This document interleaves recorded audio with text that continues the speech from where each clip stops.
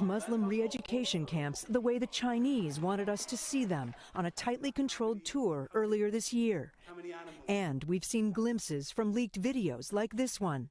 China says the camps stop Muslim Uyghurs from becoming extremists and offer free job training. But now an inside look in the Chinese government's own words. A leaked 9-page memo reads like a how-to manual, telling officials to strictly implement measures to prevent escape. That means 24/7 video surveillance, watchtowers, and double-locked doors. The headline is, "We're doing something really nasty to a lot of people and it's secret." Adrian Zenz is a German researcher who's considered an authority on China's detention of ethnic minorities. Did someone take a huge risk in leaking these documents? In Xinjiang, people have been sentenced to death for much less. Zenz estimates up to 1.8 million Uyghurs and other Muslim minorities have been sent to the camps since 2017. That is a stunning number of people. 1.8 million people in camps. Well, it's probably the largest internment of an ethnic or religious minority since the Holocaust. A series of classified bulletins show how easy it is to be singled out by the Chinese government for education and training. Simply using a certain app or communicating with people overseas can draw suspicion.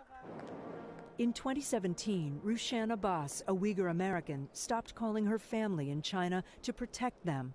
There are over 1 million innocent Uyghur people. But then last year, she criticized China during a public panel in Washington.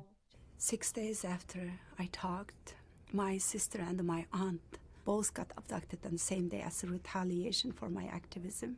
You don't think it was a coincidence? I don't think so. Her sister is still missing.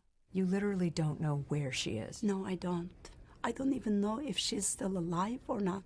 When the Chinese government says these are vocational camps, they're helping train people for new jobs, what do you say to that? That is a complete lie.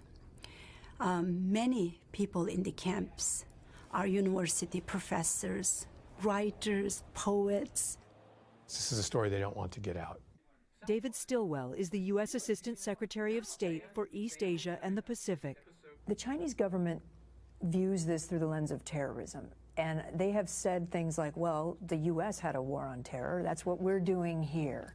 You can't lock up a whole group of people and somehow identify them as terrorists in advance.